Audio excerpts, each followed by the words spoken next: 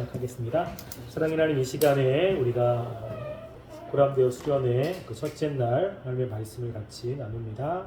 하나님이 이 시간 함께 하시사 우리가 하나님의 말씀들을 배울 때 잘 이해하게 하시고, 특별히 죄가 우리를 속이는 것이 어떤 것인지를 알게 하셔서 우리의 모습들을 보고 회개할 것들을 회개하고 다짐할 것들을 다짐하고 또 하나님 앞에 바로 설 수 있도록 역사해 주시옵소서. 피곤한 가운데 쉽게 나아갑니다. 하나님 피곤치 않게 하시고 우리의 영혼이 주님으로 다시 한번 힘을 얻게 하여 주시옵소서. 예수님 이름으로 기도드립니다. 네.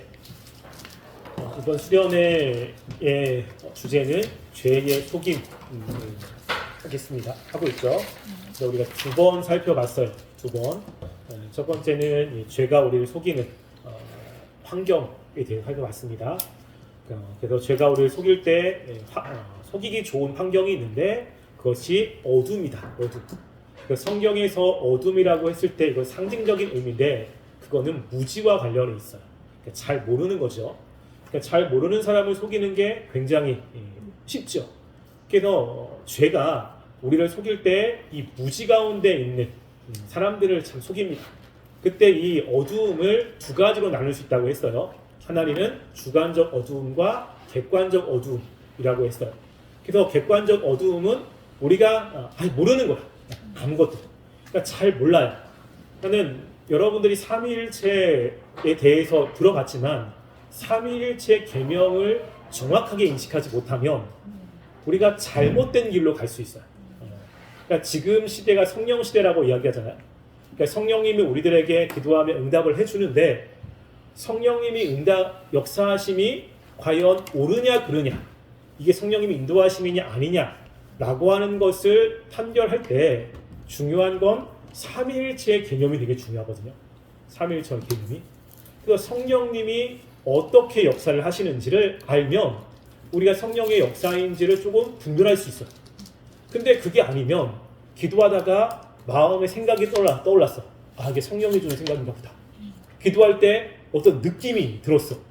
이게 성령이 주는 느낌이다. 이렇게 해서 그냥 내 생각과 내 느낌을 성령님이 주시는 것으로 착각을 할 수도 있어요. 이게. 그렇게 되면 하나님이 말씀하시지도 않는데도 그냥 하나님이 말씀한 것처럼 이렇게 살아갈 수도 있는 거거든요. 그러니까 이단들이 이제 그런 것들을 되게 많이 사용을 합니다. 그래서 그런 것들은 배우면 이제 알게 되는 거죠. 그러니까 배우면 아면 돼. 그래서 객관적인 어두움은 문제가 되지만 더 큰 문제가 되는 것은 주관적인 어두움이에요. 우리가 죄를 좋아하거든, 실제로. 죄를 싫어한다고 고백은 하지만 실제로 죄가 주는 유혹들이 굉장히 크고 또 죄가 주는 기쁨도 크기 때문에 죄를 선택하려고 하는 마음이 되게 강해요. 하나님의 말씀에 이게 옳지 않은데도 불구하고 하고 싶은 이런 마음이 강하잖아요. 그러면 하나님의 진리를 선택하기보다는 죄를 선택하려고 하는 경향성이 강해요. 그러니까는 하나님의 말씀이 아니고 그 거짓인데 그 거짓을 믿고 싶은 생각이 드는 거예요. 혹시 그러면 어떨까? 라고 하는 생각들. 그래서 내가 이렇게 청년들 제자훈련 이렇게 하면 진리들을 많이 이야기하거든요. 근데 은혜가 충만할 때는 말씀을 얘기하면 그 말씀을 듣고 따르려고 그래. 그런데 죄가 충만하고 자기가 하고 싶은 게 있잖아. 근데 하나님의 말씀을 알아. 근데 그 말씀대로 하고 싶지 않아. 그러면 나에게 찾아오지 않아요. 그리고 같이 신앙생활을 하는 하나님의 말씀을 제대로 알려주는 사람들에게도 찾아가지 않습니다. 누구를 찾아가냐면 신앙생활 열심히 하지 않는 친구들을 찾아가는 거예요. 그래서 하소연을 하는 거지. 그러면 그들이 하나님의 진리의 말씀을 이야기하기보다는 그냥 그 사람을 위로해주면서 괜찮다 그럴 수도 있지 않냐, 우리가 연약한데 라고 하는 이야기를 하거든요. 그러면 그 말을 믿고 싶은 거야. 그럴 수 있지 라고 하면서 죄로 이제 가는 일이 굉장히 많거든요. 그래서 객관적인 어두움보다는 주관적인 어두움이 굉장히 문제가 되는데, 근데 객관적인 어두움도 처음에는 몰랐다가 이제 알게 되잖아요. 알게 되면 이제 그 알게 되는 대로 살아야 되는데 그동안에 내가 행동했던 행동들이 있고 그동안 살아왔던 습관들이 있으니까 또 그런 습관대로 하고 싶은 마음이 생기잖아. 근데 그 습관이 하나님의 말씀에서 벗어난 습관들이야. 그러면 어떤 데로 빠지죠? 객관적인 어두움이 주관적인 어두움으로 올 수밖에 없는 거예요. 그래서 우리가 가장 문제가 되는 것은 주관적인 어두움이에요. 그래서 자꾸만 하나님의 말씀인데 그 말씀이 싫어. 싫어. 그리고 그 말씀대로 순종하고 싶지 않아. 그러니까 이 말씀 아니고 다른 말씀이 혹시 있지 않을까? 그 편한 방법이 있지 않을까? 라고 하는 이러한 생각이 든다면 이게 죄가 속이기에 굉장히 좋은 환경이 되는 겁니다. 그래서 이 죄는 속이기에 좋은 환경에 있는 사람들을 속인다 라고 했고요. 우리가 이제 지난주에는 하와를 속이는 내용을 했잖아요. 그러니까 하와를. 오늘은 뭘 할 거냐면 이제 구체적으로 죄가 어떻게 속이는지를 세 가지를 이야기를 할 겁니다. 그래서 아마 제가 강의는 한 40분에서 50분 정도 할 거고요. 할 거고, 그리고서 강의 끝나고 나서 이제 쉐어링 한 30분 정도 할 것 같고요. 그리고 좀 쉬었다가 기도회를 한 3, 40분 정도 할 것 같습니다. 그래서 힘드신 분들은 물 열심히 드시고 그러면 될 것 같습니다. 자, 이제 세 가지를 이야기를 할 텐데요. 첫 번째는 제가 오늘 제 설교 노트에 이게 다 그냥 그대로 줬어요. 그대로. 조금 몇 가지 빼고 줄까 그러다가 그대로 다 줬습니다. 왜냐하면 피곤할까봐 막 적구로다가 놓치면 안 되고 그러니까 그래서 일부러 다 줬어요. 요 내용 가운데 좀 빠지는 내용도 있긴 하겠지만 그래도 아마 이 내용을 보면서 따라오면 돼요. 그러니까 이게 내가 설교 그대로 내가 보고서 설교하는 내용. 첫 번째가 뭐냐면 구원의 은혜를 일상적인 것이라고 생각을 하는 거예요. 구원의 은혜라고 하는 것은 하나님이 우리를 구원하신 그 구원을 이야기하는 겁니다. 그래서 하나님이 우리에게 주신 그 구원은 굉장히 중요한 거거든. 다른 어떤 것보다 가치가 있는 거예요. 그런데 교회 안에서 보면 나도 구원받고 옆에 있는 사람도 구원받았어. 구원받은 사람이 많잖아. 그러니까 구원을 일상적인 것이다. 다 받는 것이다 라고 생각을 하게 되는 겁니다. 그럼 뭐가 사라지냐면 감격과 기쁨이 사라지게 돼요. 감격과 기쁨. 우리가 신앙생활에서 굉장히 중요한 것은 하나님의 사랑을 경험하는 것에서 온 거거든요. 신앙생활은 하나님의 사랑을 얼마나 많이 현재적으로 깨닫느냐와 관련이 있어요. 그래서 여러분 예배드리는 거 되게 어렵잖아요. 예배드리는 게 쉽지 않거든. 나도 쉽지 않아요. 봉사하는 거 쉽지 않습니다. 내 시간을 투자해야 되고 그리고 노력도 투자해야 되는데 그런 것들을 할 때 왜 그걸 하냐면 하나님이 나를 사랑하셨기 때문에 그걸 하는 거예요. 하나님이 나를 사랑하셨고 나에게 그 사랑을 부어주셨기 때문에 그 감격 때문에 그 은혜 때문에 예배를 드리고 그것 때문에 봉사를 하는 거거든. 그래서 하나님이 이게 굉장히 중요하기 때문에 이스라엘 백성들에게 신명기 5장 15절에 보면 중요하게 강조하고 있는 게 뭐냐면 기억하라는 거예요. 기억하라. 뭘 기억하죠? 너가 애굽 땅 종되었던 곳에서 인도해낸 하나님의 은혜를 기억해라. 이거거든. 이스라엘 백성들이 그 나라를 세우고 생활할 수 있었던 것은 하나님이 그들을 종살이에서 건져냈기 때문이에요. 여러분 우리나라도 일제에서 36년 동안 종살이를 했었잖아요. 근데 이스라엘 백성들은 400년 동안 종살이를 했다고. 그리고 그 애굽은 그 당시에 굉장히 강대국이었어. 이스라엘의 힘으로 그 애굽을 이겨서 나올 수가 없는 상태였거든. 그러니까 늘 종으로 살 수밖에 없는 상태였는데 하나님이 강권적인 은혜로 그들에게 자유를 주셨고 나라를 허락해 주셨거든. 그는 그 나라를 통해서 살 수 있는 그러한 시민으로 만들어 주셨잖아. 그러니까 그들은 하나님의 그 놀라운 은혜를 경험한 사람이니까 하나님이 말씀하신 것을 지켜야 되고 하나님을 인정하면서 살아가는 삶이 되어야 되는 거거든. 그러니까는 십계명 하나님의 말씀을 지키는 것도 마찬가지야. 나는 십계명에서 몇 번 얘기했지만 가장 중요한 것을 서론이라고 생각하거든. 서론. 왜냐하면 하나님 외에 다른 신을 두지 말라. 온전히 하나님만 섬겨야 되잖아. 하나님의 이름을 망령되이 일것이 말아야 되고 그리고 하나님 외에 다른 형상을 만들지 말고 이거 지키기가 굉장히 어렵다고. 근데 왜 그걸 지켜야 돼? 하나님이 그들을 건져주셨기 때문에 하나님의 일을 경험했기 때문이지. 여러분들이 집에 부모님이 계시잖아. 부모님의 말씀을 들어야 되지. 왜 드러내야 돼? 나에게 은혜를 주셨기 때문에 그래. 나를 낳아주시고 길러주시고 먹여주신 그 부모님의 사랑이 있기 때문에 그렇잖아. 부모님의 사랑을 더 많이 느끼면 느낄수록 부모님의 말씀에 순종하고자 하는 마음이 강해지지. 부모님의 사랑보다는 부모님에 대한 서운함이 크면 클수록 부모님을 무시하게 되거든. 그러다가 부모님의 사랑을 경험하면 부모님께 잘하려고 하는 마음이 생기잖아. 이스라엘 백성이 마찬가지. 이스라엘 백성의 존재 자체가 하나님의 놀라운 은혜로 인해서 생겨났기 때문에 이스라엘 백성들이 하나님의 말씀에 순종하는 것은 하나님의 그 은혜와 사랑을 얼마나 많이 경험했느냐와 관련이 있어. 우리 구원도 마찬가지예요. 우리가 하나님의 자녀가 되었고 천국에 갈 수 있게 된 것은 내가 무엇인가를 잘해서 된 게 아니야. 하나님이 우리를 선택하셨고 특별히 예수님이 십자가에 달려서 돌아가셨기 때문이거든. 그러니까 예수님을 한번 잘 생각해 보면 예수님께서 십자가에 달리신 것이 결코 쉽지 않거든. 쉽지 않아요.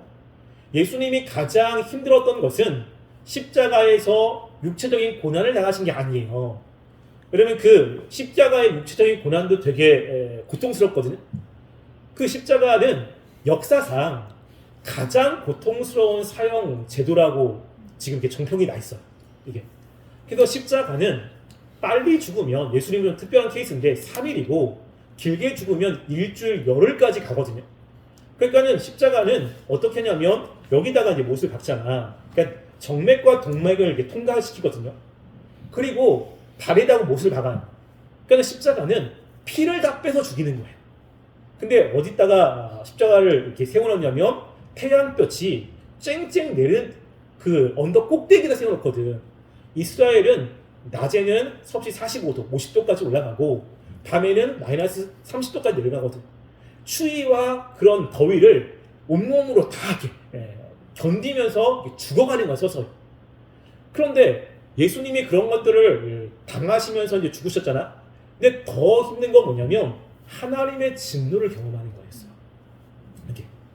근데 예수님이 그런 것들을 경험할 때 자신의 죄 때문에 경험한다면 뭐 그럴 수 있지만 자신의 죄 때문이 아니잖아요. 또 예수님은 거기에 내려올 수 있는 힘도 있으셨어. 그런데 그 모든 것들을 참아내신 거거든. 왜 그것을 참아내셨을까? 라고 했을 때는 우리를 향한 사랑 때문이에요. 여러분, 사랑이 크면 클수록 고통을 견딜 수 있다는 거 아세요? 이게 내가 사랑하는 만큼 고통을 견딜 수 있어요. 사랑이 적으면 고통을 잘 못 견뎌. 그러니까 부모님이 자녀를 굉장히 사랑하잖아.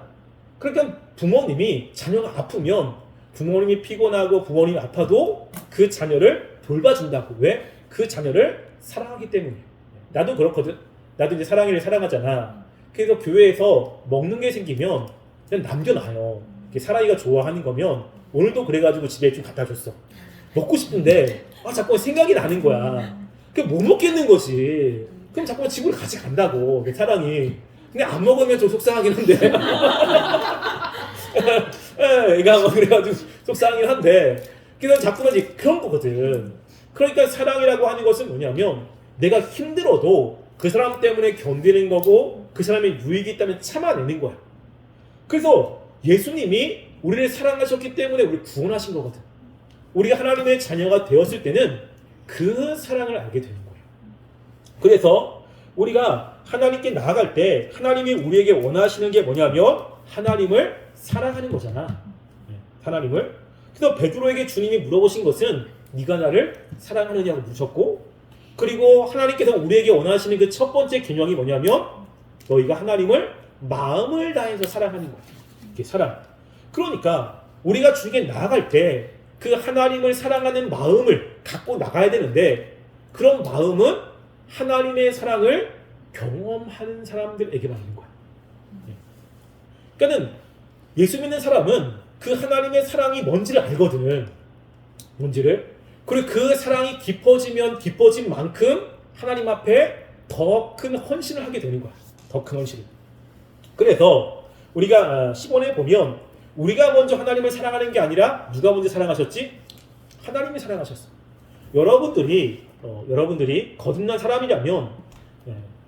초중학교 때, 중학교 때 교회 생활 했잖아. 그때 하나님의 어떤 건지 모르고 교회 생활 했을 거야. 하나님의 사랑도 모르고 그냥 온 거거든. 근데 어느 날 하나님의 은혜를 경험하기 시작한 거지. 내가 무엇인가를 했기 때문이 아니라 하나님 나를 선택하셔서 어느 순간 그 말씀들이 들려지기 시작하고 어느 순간 은혜가 되기 시작하고 어느 순간 힘이 되기 시작할 거야. 그 말씀들이. 내가 무엇인가 한 게 아니라 하나님이 먼저 우리를 선택하셔서 하나님의 백성으로 삼아주신 거거든. 이게. 그러면서 하나님이 나를 사랑하시는구나. 하나님이 나에게 관심이 있구나. 라는 것들을 경험을 하게 되는 거지. 이게. 이런 것들을 통해서 하나님께서 나가게 되는 거거든. 이게. 그래서 우리가 하나님의 사랑을 생각할 때 두 가지 사랑이 있어. 두 가지 사랑. 하나는 10번에 3번 보면 원천적인 사랑이 있고 지류적인 사랑이 있어요. 여러분 하나님의 사랑을 잘 한번 생각해봐. 원천적인 사랑과 지류적인 사랑이 있는데 원천적인 사랑은 뭐냐면 십자가야. 십자가. 가장 큰 사랑이 십자가야. 하나님의 입장에서.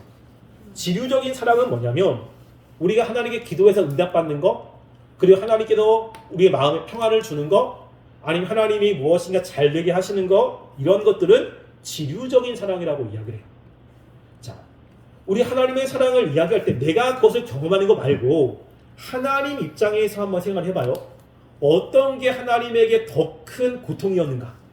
우리를 구원하실 때 여러분들이 어려울 때 그 어려움을 해결해 주는 거, 여러분이 돈이 없을 때 돈을 주는 거, 여러분 그게 하나님에게 어떤 고통이 따를까요?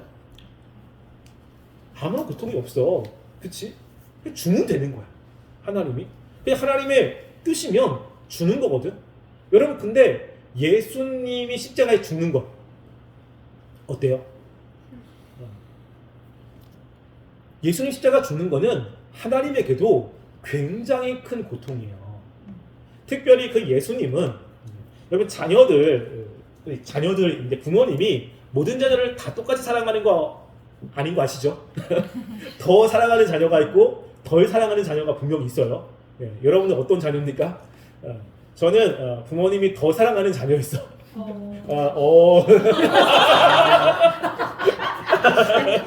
믿겠어. 무슨 둘째 안 만드실 거예요? 그래, 둘째가 아니고 동생이 있는데 어떻게 하냐면 내가 무엇인가에게 부모님께 도와달라고 그러잖아. 그럼 나는 거절당해 본 적이 없어. 다 이렇게 돈도 주시고 도와주거든. 근데 동생은 해달라고 그러면 안 해주죠. 그래가지고 동생이 맨날 오빠만 차별한다고 그러거든. 나도 그걸 느껴. 나도. 그런데 그 이유가 있어. 다른 게 아니라 나는 부모님이 하라고 하면 그냥 해. 싫어도. 그래 그냥. 그래서 옷을 그냥 사주시거든. 그럼 마음에 들지 않아도 그냥 입어. 그냥 입고 뭐 해주시면 그냥 먹어. 맛없어도 그냥 먹어. 근데 동생은 옷을 사주잖아. 마음에 안 든다고 안 입어. 그리고 이제 뭐 이렇게 해주면 자꾸만 싫다고 그러고 아니라고 그러고 자꾸 싸우는 거야. 그러다 보니까 부모님이 저를 더 이제 사랑하고 예뻐하시잖아. 그쵸?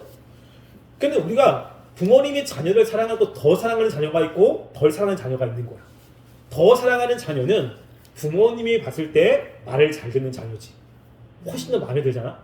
근데 성부 하나님에게 있어서 성자 예수님은 한 번도 성부 하나님의 마음을 아프게 한 적이 없어.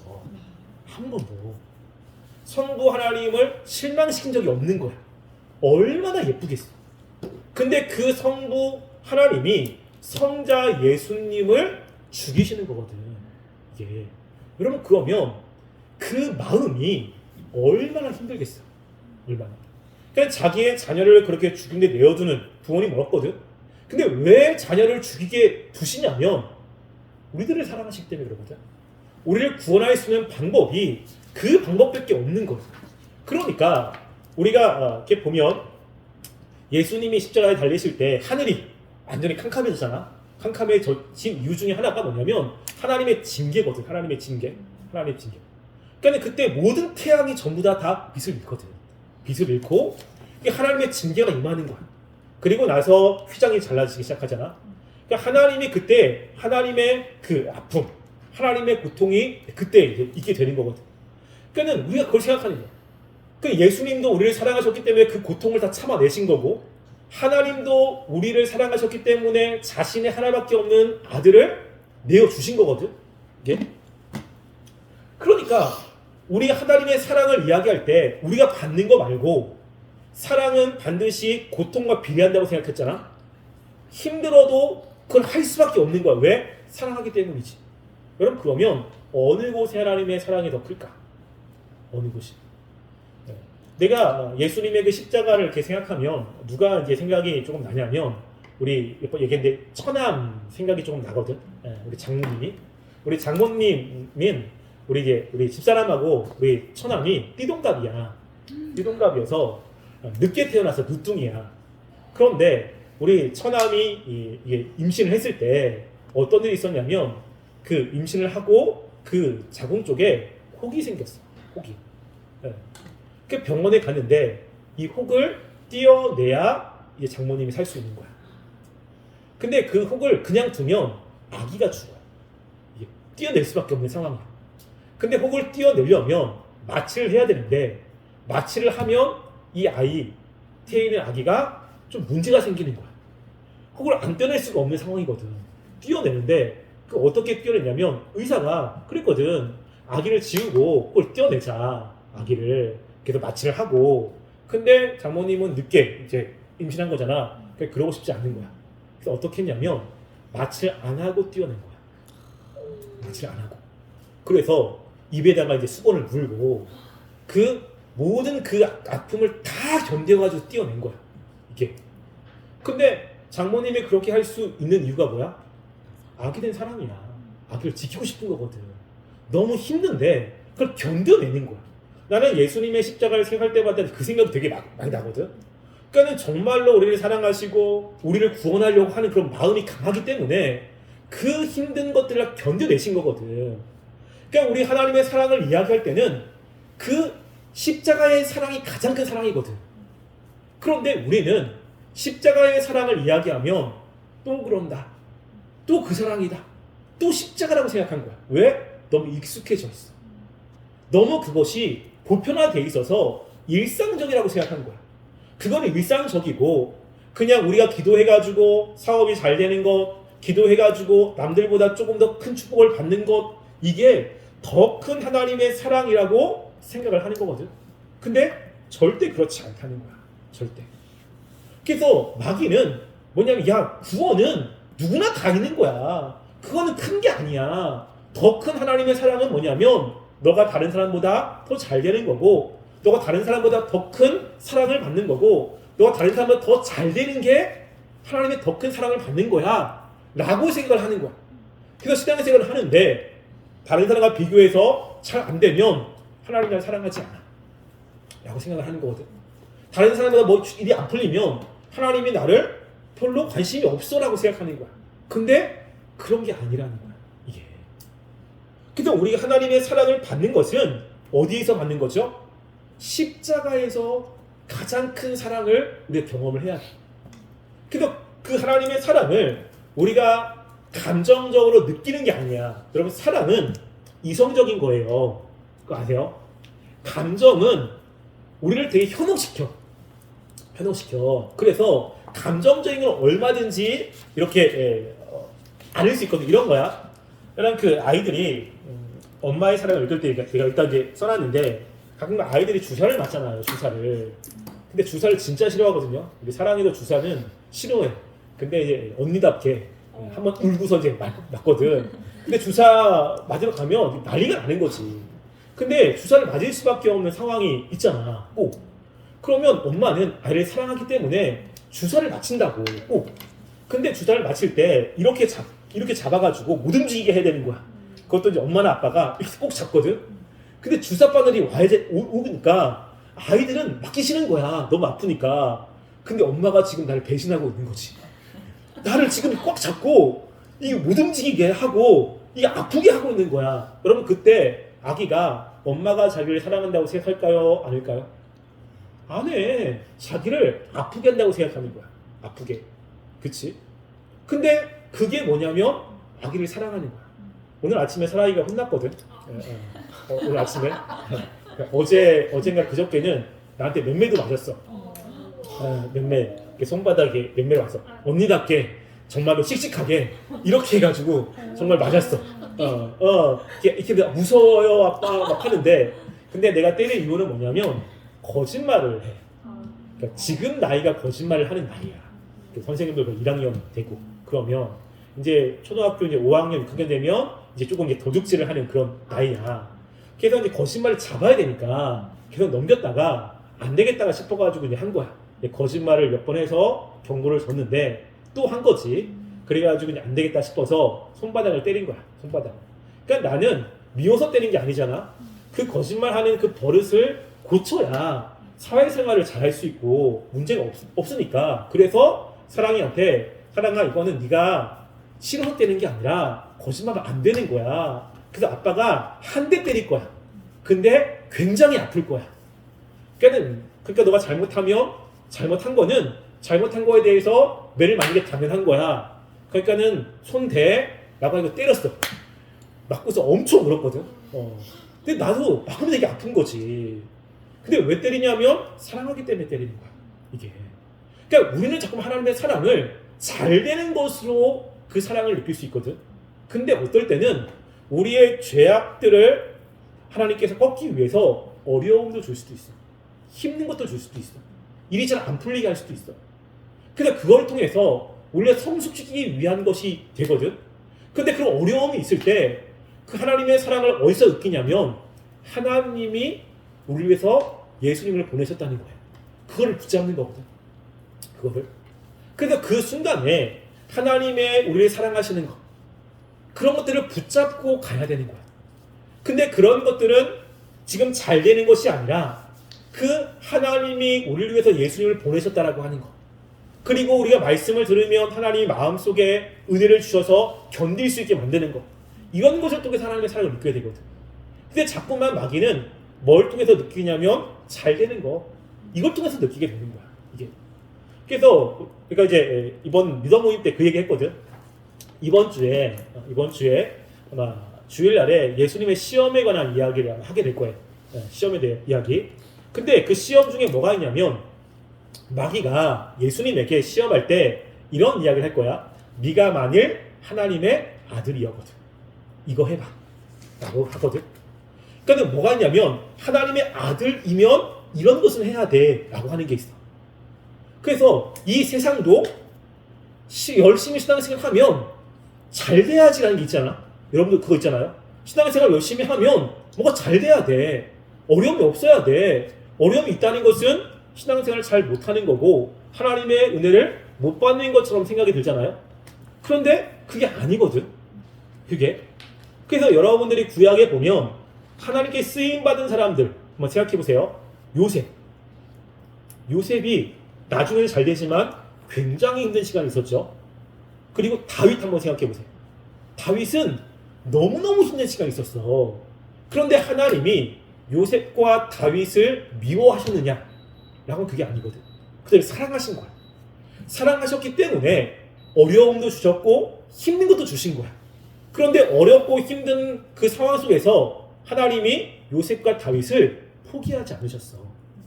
그걸 어떻게 하냐면 힘들고 어려운 상황 속에서도 말씀을 통해서 깨닫게 하셨고 그리고 용기도 주셨고 힘도 주셨거든. 그래서 그들이 하나님이 함께 하신 것들을 경험하는 것, 다른 것이 아니라 말씀을 통해서 그 순간 위로를 주는 걸 통해서. 그래서 그런 것들이 하나님의 사랑이거든. 그래서 우리가 하나님의 사랑을 느낄 때 무엇인가 잘 되는 것을 통해서 사랑을 느끼면 안 되는 거야.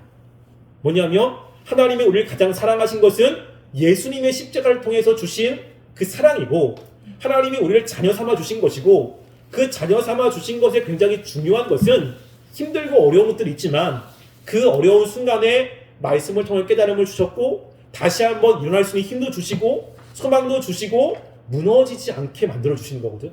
이게 굉장히 큰 사랑이야. 그런 것이 있다면 하나님이 우리를 너무너무 사랑하는 거거든. 근데 마귀는 자꾸만 뭘 보게 하지? 우리의 외적인 것을 보게 하는 거야. 그래서 구원의 은혜를 일상적인 것이고 그냥 우리가 하나님의 자녀가 된 거는 일상적인 것이고 하나님이 우리를 사랑하시는 것은 뭐라고 생각하냐면 뭔가 남들이 경험하지 못하는 것, 그리고 무엇이나 잘 되는 것이라고 생각을 하는 거야. 이게 마귀가 주는 시험이거든. 이게. 그러니까는 여기에 속아 넘어가면 안 돼. 아, 하나님 날 사랑하신다. 아, 기도 응답이 됐어. 이게 아닐 수도 있다. 두 번째는 뭐냐면, 두 번째는요, 포괄적인 신앙 고백으로 개별적이고 구체적인 순종을 대신하는 거예요. 자, 우리가 하나님을 사랑하는 것이 제일이라고 이야기를 했잖아요. 그렇죠? 근데 하나님을 사랑하는 것이 무엇으로 표현이 되어야 되냐면 하나님의 계명을 순종하는 것으로 나와 있어요. 순종하는 것으로. 그래서 우리가 요한복음에 보면 14장 21절 거기 보면 나의 계명을 지키는 자라야 나를 사랑하는 자. 누가 하나님을 사랑하는 거예요? 하나님의 계명을 지키는 거잖아. 여러분 이거를 굉장히 인식을 하셔야 돼요. 이거 굉장히 중요한 겁니다. 그래서 우리가 그 사랑을 이야기할 때 말로만 사랑하면 안 돼. 사랑은 동사라고 했잖아요. 우리 사랑 배웠잖아. 사랑은 감정이 아니야 절대. 말도 아니고 사랑은 뭐죠? 행동이야 행동. 행동이 없으면 사랑이 아니에요. 왜냐면 사랑은 내 희생이 따라야 돼. 희생이 따르지 않으면 사랑이라고 이야기할 수 없어. 다 할 수 있는 사람한테 주는 거는 사랑이 아니야. 그냥 줄 수 있잖아. 그 사람을 사랑하면 힘든데도 하는 거야. 힘든데도. 예. 그래서 그 말과 혀로 사랑하는 게 아니라고 하는데 우리가 하나님을 사랑하는 것을 이제 죄가 사용하게 돼. 어떤 걸로 하냐면 자, 신앙의 포괄적인 고백으로 구체적인 수동을 대신한다고 이야기하잖아. 자, 우리가 뭐냐면 하나님의 은혜를 경험했어. 그럼 마음에 기쁨이 있잖아. 그럼 하나님에 대한 고백을 할 거야. 하나님 사랑합니다. 고백을 하지. 그러면 그때 고백할 때 이 마음에 기쁨이 있고 그리고 하나님에 대한 경외감도 있을 거야. 이런 경험에 있는 상태에서 고백을 하죠. 그게 고백을 하면서 자기가 신앙이 좋다고 생각하는 거야. 이런 것들. 아, 나는 이런 것도 느꼈어. 아, 나는 이런 하나님의 사랑도 느꼈어. 야, 난 시간이 되게 좋아. 그리고 하나님과의 관계가 지금 굉장히 좋아. 라고 생각을 하게 되는 거잖아. 근데 정말로 신앙이 좋은 사람들은 어디로 나타나냐면 행동으로 나오게 돼 있어. 행동으로. 이런 고백은 얼마든지 할 수 있잖아. 그런데 그 고백에 합당한 행동으로 나오지 않으면 그 고백은 가짜야. 가짜. 여러분 연인들이 고백을 참 많이 하잖아요. 그래서 저도 이렇게 집에 이렇게 보니까 좀 부끄러운데 사랑이가 자꾸만 선생님 놀이를 잘해요. 그래가지고 집에 있는 공책을 다 이렇게 가지고 와서 승건 어린이, 규정 어린이 나눠줘 이렇게 공책을 이렇게 막 이렇게 쌓아놓은 거야. 그래가지고 영어공책 피세요 막 하거든. 근데 그런데 공책 가운데 우리 집사람이 나랑 연애했을 때 그 쓴 일기장이 있더라고. 거기에 보니까 이게 막 써놨어. 그때 생각들이 이렇게 좀 나더라고. 그러니까 연애 기간이니까 얼마나 많은 이런 이야기를 했겠어. 이야기를. 근데 그런 이야기를 많이 할 수 있지. 걔는 뭐 사랑한다, 너밖에 없다. 근데 여러분 그걸 진짜로 믿지 않잖아요. 그렇죠?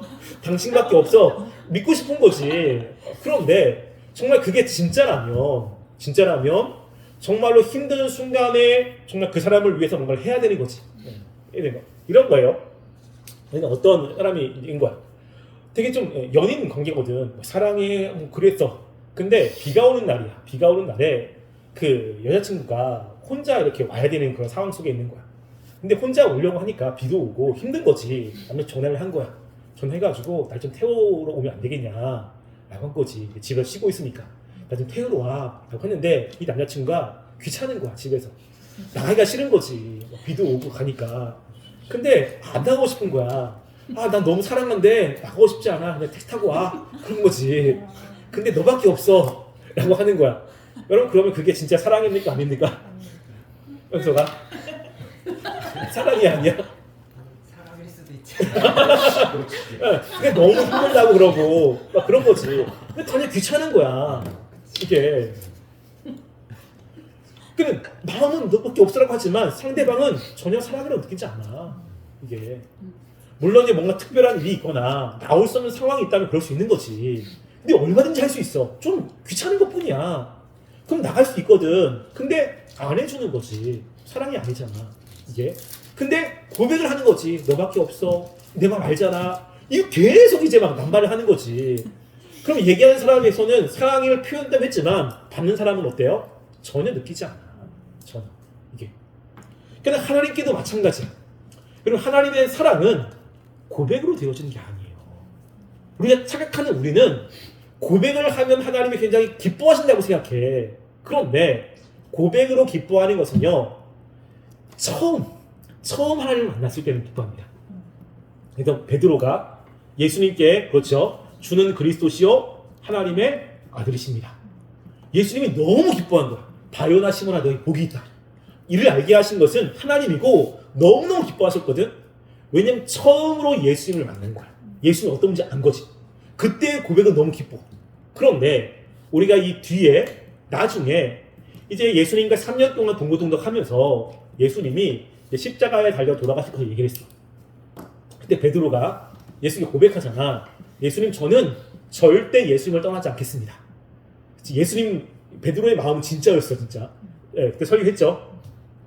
다른 사람은 다 떠날지언정 저는 절대 주님을 떠나지 않습니다 라고 고백을 했어요. 근데 베드로의 마음은 진짜지. 그 여기서 얘기하는 신앙 고백인 거야. 저한테는 예수님밖에 없습니다. 정말 예수님, 제가 이성을 떠나다니요, 전 절대 그렇지 않겠습니다 라고 이제 고백을 한 거잖아. 얼마나 엄청난 고백입니까? 여러분, 근데 예수님이 기뻐하지 않는다고 했지. 그 다음에 예수님은 전혀 반응이 없어요. 그 얘기를 듣고 나서 예수님이 뭐라고 하죠? 너는 닭 울기 전에 3번 날 부인할 거야 라고 한 거야. 그때 예수님은 베드로의 고백이 기쁘지 않아요. 이게 베드로는 정말로 예수님께 최고의 고백을 했을 거야. 신앙 고백을. 근데 예수님 기뻐하지 않아요. 뭐가 중요하죠? 베드로는 예수님 떠날 거야. 그 순간, 예수님이 힘든 순간에 베드로는 예수님이 함께 있지 않아요. 하나님이 원하시는 건 처음에 하나님의 늘 경험했을 때 주님밖에 없습니다 라고 하는 고백은 하나님 굉장히 기뻐하실 겁니다. 근데 정말로 그 고백이 삶으로 나타나는 삶이 아니라면, 구체적으로 우리의 삶으로 나타나지 않는 것이라면 그 고백은 그냥 아무런 의미가 없어. 이게. 그래서 성경에 보면 말씀에 나왔잖아요. 마태복음 7장 21절 주여 주여 하는 자가 천국에 들어갈 것이 아니야. 어떤 자들이요? 하나님의 뜻대로 행하는 자야. 예수님 나의 주인이잖아. 주인으로 고백한다면 내 생명의 주관자인 예수님이 말씀하신 것을 따르지 않겠어요? 여러분, 우리나라가 옛날에 상전과 노예 이런 관계 있을 때 있잖아요. 그럼 내 주인이야. 내 주인이 얘기했는데 주인의 말을 안 따라. 여러분, 그럼 어떤 일이 벌어지죠? 매맞아요. 매맞죠. 주인이 얘기하면 그 말의 무게감은 달라요. 네. 여러분들 직장에 가잖아요. 그럼 여러분이 바로 직장 상사의 말에 얘기했어. 그럼 그 상사의 말을 무시할 수 있습니까? 쉽지 않을걸? 왜? 관계가 벌써 내 상사야. 그 말의 무게감은 다르다고. 상사가 아닌 동료가 얘기하는 거랑 상사가 얘기하는 것은 무게감이 달라. 근데 예수님은 나의 주인이셔. 나를 사랑하시고 날 구원하는 구원자가. 구원자가 얘기하는 그 말씀의 무게감은 다를 수밖에 없거든. 근데 사랑한다고 이야기하고 주님밖에 없다고 하는데 그 말씀대로 살려고 하는 몸부림이 없어. 살고 안 살고는 둘째 문제거든. 근데 그 말씀을 들었을 때 그 말씀에 대한 무게감이 없어. 얼마든 내가 그것을 무시할 수 있어. 안 살 수 있어. 그러한 삶을 하나님이 과연 좋아하시겠느냐는 거지. 그래서 마태복음 7장 21, 24절도 마찬가지야. 내가 많이 이야기하잖아. 왜냐, 주의 이름으로 귀신을 쫓아내고 주의 이름으로 권능도 행했고 주의 이름으로 이런 것도 많이 했어. 근데 그 사람이 나는 하나님의 백성이라고 생각한 거야. 근데 주님이 뭐라고 이야기하지? 내가 그때 밝히 얘기한다. 왜냐면 그 순간은 우리가 모르잖아. 그때 예수님이 분명하게 얘기하는 거야. 명확하게. 그들은 예수님과 관계가 없어. 왜냐하면 불법을 행하는 자들아, 내게서 떠나가라. 불법은 뭐냐면 합법적이지 않은 거야. 하나님과 이런 관계 속에 있을 때 합법적인 건 뭐냐면 하나님의 말씀에 순종하는 거잖아. 순종하게 되지. 물론 갈등도 할 수 있어요. 그런데 순종하려고 하는 마음이 생긴다고. 그런데 이들은 하나님의 말씀에 순종하려고 하는 마음 자체가 아예 없다는 거예요. 근데 뭘 얘기하죠? 주의 이름으로 말씀도 선포하고 주의 이름으로 기적도 행했어. 주의 이름으로 고백도 한 거예요. 근데 뭐가 없냐면 순종이 없는 거야. 순종. 그래서 존 칼빈이 이런 얘기를 했어요. 써놨습니다. 만약에 설교자가 자기가 전파하는 그 말씀을 가지고 자기가 그때로 살아야겠다고 몸부림치지 않으면 설교단에서 올라간다. 몸부림치지 않으면서 설교단에 올라간다면 목을 분질러야 한다. 이거 굉장히 무서운 말이거든요. 그래서 저도 나름대로 최선을 다하고 있어. 근데 이제 못할 때가 참 많이 있지. 못할 때가.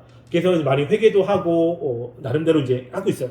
그러니까 말씀을 선포했으면 살아야지. 선포만 하고 안 하면 하나님 굉장히 싫어한다고. 그런데 어느 때 이런 일이 벌어지냐면 타락한 순간에 이런 일이 벌어져요. 타락한 순간. 이스라엘이 멸망할 때 자신의 구원자 그리고 자신을 믿는 신이라고 이야기하지만 하나님의 말씀이 선포되면 다 무시하거든. 그러니까 힘들어요. 안 할 겁니다. 그리고 하나님이 말씀해도 그건 아닙니다. 라고 하면서 그 말씀을 무시하는 일들이 굉장히 많아요. 그러니까 여러분들이 나는 무엇인가 찬양을 할 때 하나님 말씀을 깨달았어. 하나님 너무 좋아. 고백하는 거지. 또 무엇인가 죄를 깨달아서 눈물을 흘리잖아. 그럼 무슨 얘기하냐면 다른 친구들은 죄를 깨닫지도 않고 나는 죄를 깨달았어. 야 나는 이렇게 내가 비천한 존재인지 알았어. 야 그래 나는 하나님과의 관계가 좋은가 보다. 나는 다른 사람들 신앙이 좋다고 생각하는 거야. 여러분 근데 아닐 수 있어요. 그게 진짜라면 어떻게 돼야 되죠? 그치. 무엇인가 바뀌려고 몸부림쳐야 돼. 제가 예전에 마음이라는 것을 공부를 하면서 연구를 할 때 좀 여러 고민을 많이 했거든요. 그 중에 어떤 고민을 했냐면 진짜 마음과 가짜 마음에 대한 고민을 좀 한 적이 있어요. 우리가 마음으로 느껴지는 것들 있잖아. 그게 다 진짜 마음일까? 가짜 마음도 있거든. 이게. 근데 내가 느꼈기 때문에 진짜 마음이라고 이제 생각을 하는 거예요. 그래서 이런 거였어요. 제가 운동을 되게 잘했거든. 항상 운동을 잘했고 그러다가 제가 발목 인대가 좀 나가고 그래서 하나님이 운동하는 것을 별로 안 좋아한다 라고 생각해서 그 다음부터 모든 구기 종목을 다 안 했어요. 근데 이제 능곡 일산에 갔는데 거기는 운동을 하는 그러한 교회야. 그래서 담임 목사님이 월요일 날 축구하고 불러가 축구해야 되고 화요일 밤에 밤 8시부터 새벽 2, 3시까지 탁구하고 수요일, 목요일, 금요일, 토요일, 주일 계속 탁구하고 너무 힘든 거야. 너무. 그냥 운동을 자꾸만 시키는 거야. 나는 그때는 운동을 안 하려고 마음 먹기 때문에 교육자를 축구하러 가도 열심히 안 했거든. 그러다 보니까 주변 사람들이 운동을 못 한다고 생각을 하는 거지. 무시하는 거야. 기분이 굉장히 나쁘지. 그러니까는 무시를 하니까 무슨 생각이 드냐면 이거 무시당하는 게 싫잖아. 그럼 내가 운동을 할까? 그때 조금 더 열심히 할까? 근데 운동을 하면 불려다니잖아. 말씀을 연구할 수가 없어. 그래서 안 하거든. 근데 그런 마음이 강하게 드는 거야. 강하게. 그러니까 운동을 열심히 해야겠다. 그래서 보여줘야겠다. 이런 생각이 드는 거지. 근데 또 이제 교회 오면 그래서 또 사라져. 여러분 그러면 내가 사람들로부터 무시당할 때 운동을 해야겠다라고 하는 마음이 진짜 마음이에요? 가짜 마음이에요? 가짜 마음이지. 왜? 압박 속에서 생겨나는 마음인 거야. 이게 뭐도 똑같냐면 학생들이 중간고사 끝나고 망했어. 시험을 망했어. 그러면 모두가 다 내가 이제부터는 진짜 열심히 공부할 거야 라는 생각을 하잖아. 그치? 이게 자기가 그런 결과가 있었기 때문에 너무 힘드니까 그런 마음이 드는 거야. 이게. 그러니까 이게 들잖아 마음대로 자연스럽게. 근데 그게 진짜 마음인지를 알 수 있는 것은 이제 그런 마음이 없어졌을 때 그치? 그럼 이제 한 달 정도 지났을 때 공부를 하면 진짜 마음이지. 공부를 안 하면 가짜 마음이야. 이게 그냥 그런 상황이기 때문에 상황에 의해서 일시적으로 나온 마음이라고. 그게 진짜 마음이 아니야. 근데 엄마들이 그러잖아. 한번 해봐. 또 그런다 또 아무도 안 믿어. 근데 억울하지. 난 진짜라고. 이번에 진짜 할 거라고 한다. 억울하지. 근데 누구도 안 믿어. 그런데 시간이 지나면 진짜 안 해. 왜? 가짜기 때문에. 그럼 하나님이 의해서 만들어진 마음도 마찬가지야. 은혜를 받았다라고 해서 은혜는 그때 느껴지는 것으로 고백하는 것으로 끝나는 게 아니라 그런 마음을 잡고 삶에서 힘들지만 내가 그 말씀대로 살아가려고 나름대로 노력하는 거야. 힘든데도 불구하고 하는 이유는 그 은혜를 받았을 때 하나님의 인식이 있잖아. 하나님 말씀대로 살아야 되고 하나님 내 삶을 책임져 주시고 이런 것에 대한 것을 생각하면서 힘들지만 노력하면 나아가는 삶이 하나님이 기뻐하시는 거예요. 이게. 여러분 하나님을 사랑하는 것은 아까 얘기했잖아. 고통 가운데도 어렵지만 하나님이 기뻐하시기 때문에 하는 거거든. 이게 하나님이 사랑하는 거야. 그래서 하나님이 좋기 때문이 아니라 물론 그럼 너무 좋지. 그래서 여러분들이 정말 하나님이 너무 좋습니다라고 했을 때 나도 그런 느낌이 많이 없거든. 솔직히 뭐 예배 드릴 때 하나님 뭐 너무 사랑하고 너무 기쁘고 감격스럽고 이런 것들이 그렇게 많지는 않아. 그런데 예배를 열심히 드리고 하는 이유가 뭐냐면 그걸 하나님이 기뻐하시기 때문에 그래. 이게 하나님이 나에게 원하시는 것이기 때문에 나는 힘들지만 그 하나님이 나를 구원하셔서 그 하나님의 말씀이기 때문에 하려고 애를 쓰는 거야. 여러분 이게 엄청난 사랑이에요. 이게 엄청난 사랑. 그러니까 자녀들이 그런 거 있거든. 자녀들이 부모님 말씀에 너무 좋아서 하는 것도 있지만 근데 싫어서 하는 것도 있잖아. 이번에 굉장히 사랑이한테 좀 감동을 받은 것 중에 하나가 뭐냐면 너무 예뻤어. 그러니까 사랑이가 노예대회 나갈 때 1학년 성역 암송을 하고 그걸 써야 되는 거야. 원고지에다가. 근데 1학년은 원고지에 쓰는 걸 안 시켜. 외우는 것도 힘든데 원고지 칸에다가 하나하나를 다 써야 되는 거야. 이게. 근데 사랑이가 한다고 그런 거지. 근데 에베소 5장 1절부터 8절을 외워야 되거든. 이게. 근데 자기가 써보니까 너무 힘든 거야. 너무. 그래서 이렇게 마음이 아파가지고 1학년도 안 한다고 해서 사랑한테 그래 사랑아 너 너무 힘들면 안 해도 돼. 굳이 이렇게 할 필요가 없어. 그냥 외우기만 해도 괜찮아. 라고 한 거야. 근데 사랑이가 잘 하겠대. 그러면 엄마랑 아빠랑 저녁에 한번 써보자. 라고 한 거야. 그래서 이제 저녁에 쓰는 거지. 나는 이제 교회에서 일하니까 안 되는데 집에서 엄마랑 쓴 거야. 쓰는데 울면서 쓰는 거야 자기가. 너무 힘드니까. 그래서 삐뚤삐뚤하고 칸이 나가잖아. 그럼 지우면서 울면서 쓰는 거지. 그게 너무 예쁜 거야.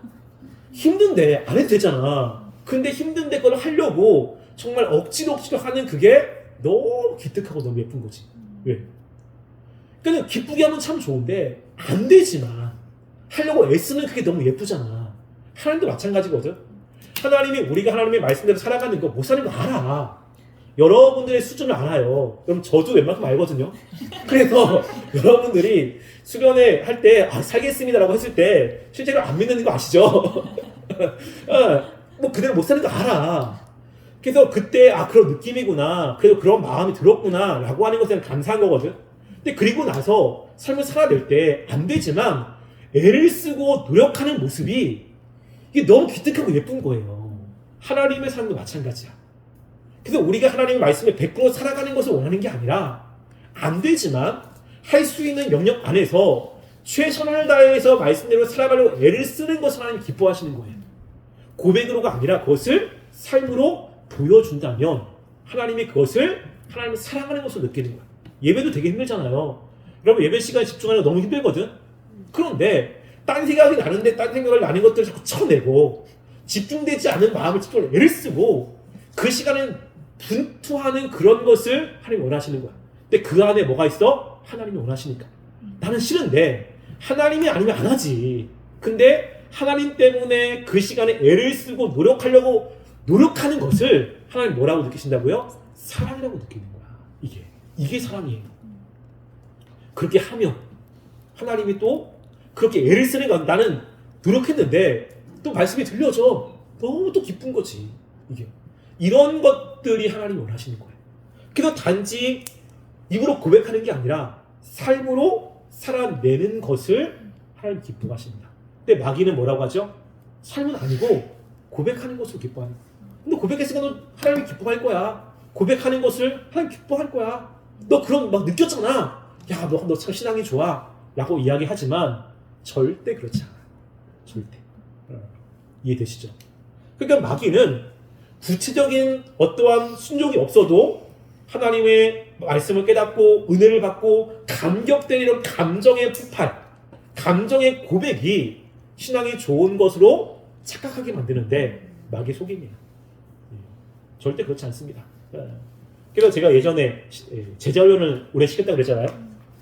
그러면 뭐가 있냐면 제자훈련을 이렇게 하게 되면 그러니까 거의 뭐 2-3시간 하거든. 그럼 나 혼자 1시간 반 이상을 얘기해요.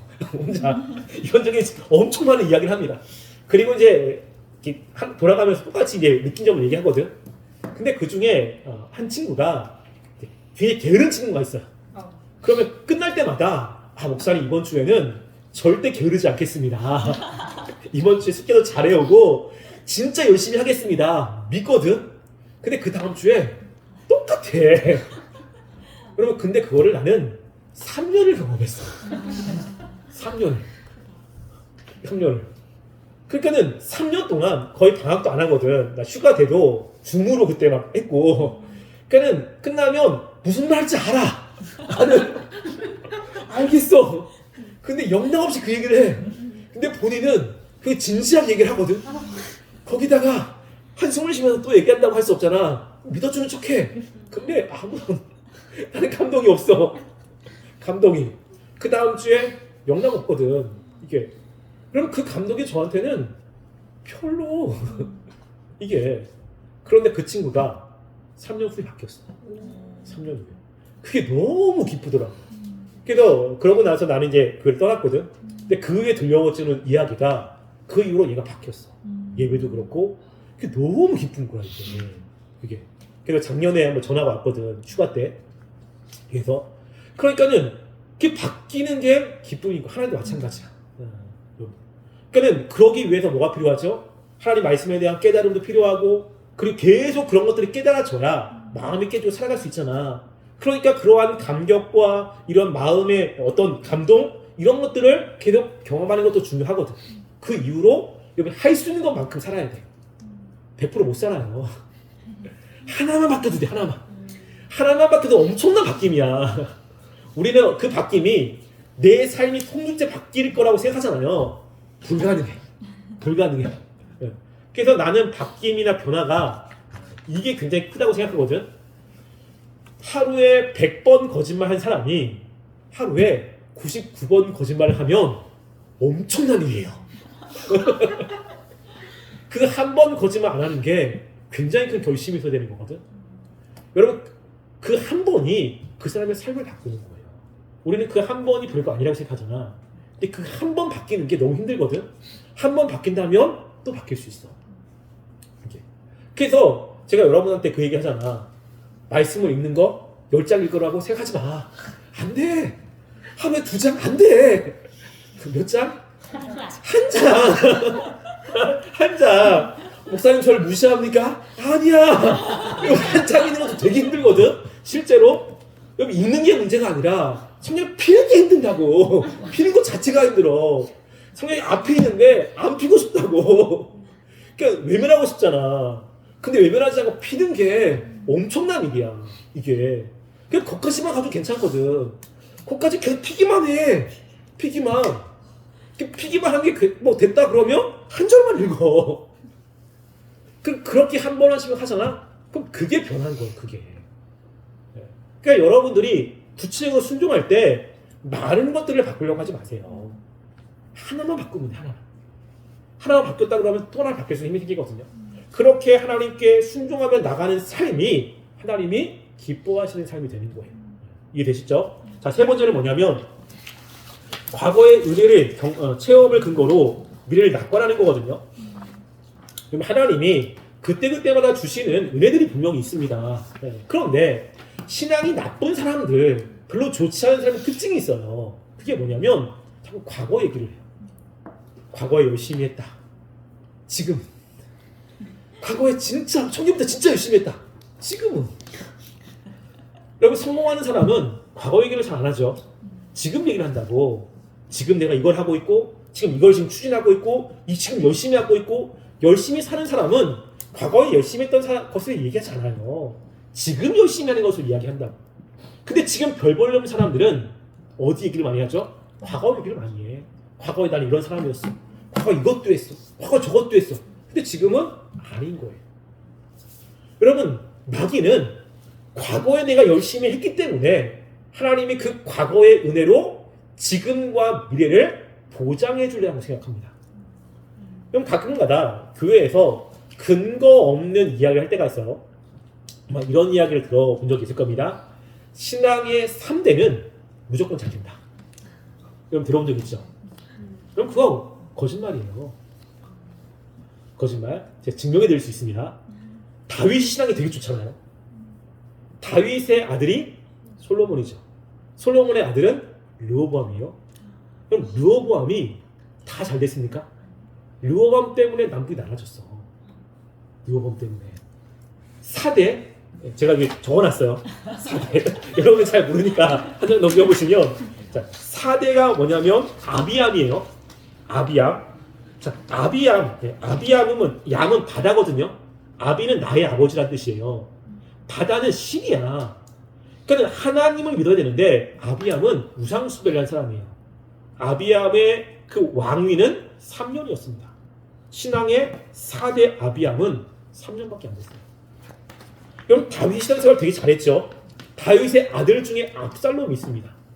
그럼 압살롬은 자기 암놈을 죽였어요. 그리고 다윗을 배반했습니다. 신앙생활을 굉장히 잘한 부모님부터 자라는 자녀가 신앙이 좋습니까? 사무엘의 신앙이 굉장히 좋아요. 사무엘의 아들 2사람 때문에 이스라엘 백성이 사무엘의 아들이 사사가 되는 걸 반대해서 왕을 요구했습니다. 그러면 신앙의 3대 히스기야가 신앙이 좋았습니다. 히스기야의 아들 므낫세 때문에 하나님 이스라엘 백성들을 멸망시키려고 작정을 했습니다. 그러면 신앙의 3대는 무조건 축복이라는 것은 거짓말이에요. 성경에 없어. 이게 말이 되지 않는 거야. 그러니까 부모님의 신앙생활을 열심히 하면 부모님 때문에 자녀들이 그 영향을 받는 것은 분명히 있습니다. 그런데 부모님 때문에 자동적으로 축복을 받는 게 아니라 부모님의 신앙생활을 보고 자녀들이 영향을 받아서 부모님처럼 신앙생활을 하려고 하면 축복을 받는 거예요. 저주도 마찬가지예요. 그럼 가계의 저주 있잖아요. 그 거짓말입니다. 가계의 저주 되게 많이 있거든. 그래서 가계의 저주가 있어서 뭐 불신한 가정에 저주가 있어가지고 그 저주가 밑으로 흘러내려간다. 그래서 뭐 가계의 저주를 끊어야 된다. 뭐 금식해야 된다. 뭐 이렇게 하는 게 거짓말입니다. 가계의 저주는 다른 게 아니라 자녀들은 부모님의 뒷모습을 보고 자라잖아요. 이거 아시죠? 그래서 부모님이 힘들고 어려울 때 했던 모습을 그대로 답습하게 됩니다. 그래서 여러분이 결혼할 때 남자들은 아버지를 봐야 되고 여자들은 어머니를 봐야 돼요. 대부분 부모님을 그대로 본받습니다. 어쩔 수 없어. 본 게 그거니까. 그러니까 부모님이 죄악된 삶을 살고 죄악된 그런 일이 있다면 습득이 되어서 그렇게 이어지는 거예요. 가게 저주가 아니라. 그럼 그래서 그런 거 있잖아. 부모님이 음식을 잘해. 그럼 자녀도 음식을 잘하지. 먹은 게 그거니까. 그 맛을 찾아간다고. 이게. 나도 그러거든요. 우리 어머니가 힘들 때 기도하러 가셨거든. 난 그걸 기억해. 나도 힘들 때 그거 생각하는 거야. 부모님. 이런 의미에서의 되물림이지 가게 저주가 아니에요. 그래서 부모님이 그래도 예수를 믿고 내게 하나님의 말씀대로 열심히 살면 끊어지는 거야. 왜? 습관이 바뀌고 그의 삶의 그 양식이 바뀌었기 때문에 다른 모습으로 살아가게 되는 거예요. 네. 그런데 뭐가 있냐면 마귀가 주는 거는 너가 예전에 열심히 했잖아. 젊었을 때 열심히 했잖아. 하나님이 너의 그런 모습을 아셔. 그러니까 지금 열심히 안 해도 괜찮아. 하나님이 다 너의 마음을 아셔. 라고 하는 건 거짓말입니다. 거짓말. 네. 그래서 지금 내가 이제 비번에 보면 여러 말씀들 굉장히 많이 이렇게 해놨어요. 특별히 누구냐면 사울왕 있죠. 사울왕. 사울왕이 왕이 되었을 때 하나님의 은혜를 받았습니다. 그런데 사울왕이 하나님께 쓰임받았지만 그 다음에 블레셋과의 싸움에서 사울이 이스라엘 다스린 2년째에 사울은 블레셋과의 싸움에 아무것도 못했습니다. 누가 등극을 하냐면 그의 아들 요나단이 그 어려움을 해결했어요. 또 그 다음 골리앗과의 싸움에서 사울이 골리앗과의 싸움에서 두려워 떨어서 아무것도 못했습니다. 누가 그랬죠? 다윗이 했어요. 사울이 처음부터 악한 사람이 아니었어요. 처음에는 하나님의 은혜를 받은 사람이었다고. 굉장히 겸손한 사람이었습니다. 그런데 그가 타락하니까 하나님이 사울에게 은혜를 부어주지 않습니다. 아사왕도 마찬가지예요. 아사왕이 39년 동안 하나님을 잘 섬겼습니다. 하나님이 엄청난 축복을 받았거든요. 근데 아사왕의 말년은 굉장히 비참합니다. 그가 병으로 위독했을 때 하나님을 찾지 않습니다. 그래서 아사왕이 병으로 죽어요. 만약에 아사왕이 39년 동안의 그러한 은혜 때문에 현재의 어려움을 하나님 해결해 주었다면 아사왕이 병에 걸렸을 때 하나님이 도와주셔야 됩니다. 그런데 안 그렇다고. 여러분, 과거의 은혜는 하나님이 과거에 여러분의 삶에 역사하셨어요. 현재의 도움은 현재의 은혜가 필요한 거예요. 과거에 열심히 했으니까, 내가 옛날에 열심히 했으니까 하나님 내 삶을 책임을 줄 거야? 아닙니다. 지금 하나님의 도움을 받으려면 언제 잘해야 되죠? 지금 잘해야 돼요. 그럼 이게 똑같은 원리야. 뭐냐면 여러분들이 어제 배 터지게 먹었어. 정말로 배부르게 먹었어. 그렇다고 오늘 에너지를 많이 썼는데 배가 안 고픕니까? 오늘을 살려면 오늘의 양식을 먹어야지 오늘 살잖아. 그치? 하나도 마찬가지야. 또 하나님이 뭐라고 하냐면 매일 새로운 은혜라고 이야기하죠. 제가 그거를 굉장히 많이 경험하거든요. 어제의 삶은 어제 하나님이 주신 은혜로 살아간 거야. 오늘 우리가 힘들고 어려울 때 오늘을 또 버텨내고 살려면 오늘의 은혜가 필요한 거거든요. 오늘의 은혜. 오늘 우리가 또 하나님의 은혜를 받아야 오늘도 힘차게 살아갈 수 있는 거야. 오늘의 은혜가 내일을 또 보장해 주진 않아요. 오늘의 은혜는 오늘 우리가 살 수 있도록 도와주신 거야.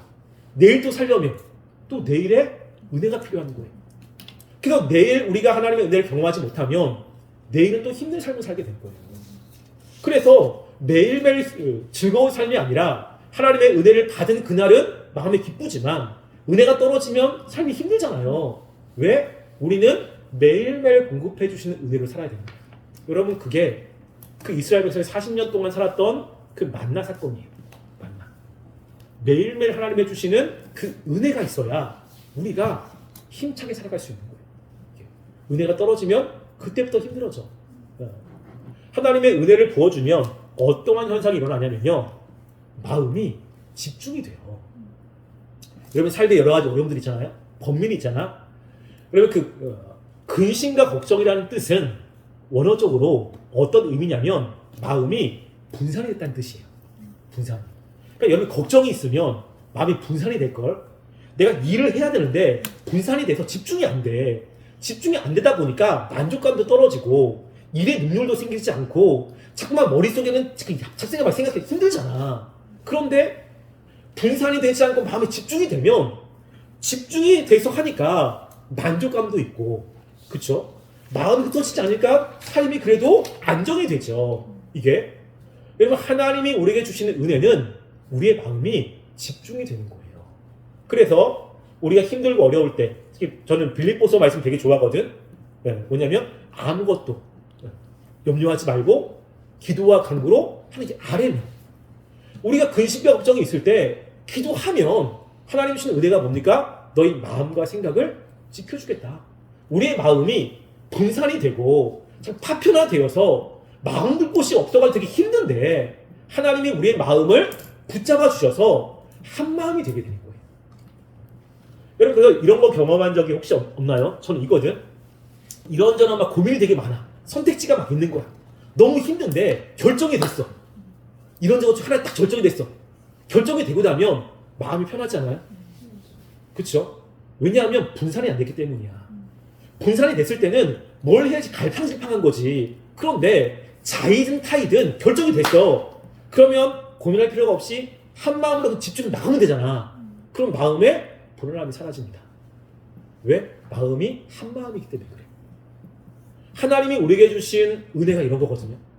여러 가지 막 고민 많아. 힘들어. 그런데 기도하면 하나님이 도와준다라고 하는 분명한 약속으로 마음이 집중이 되는 거예요.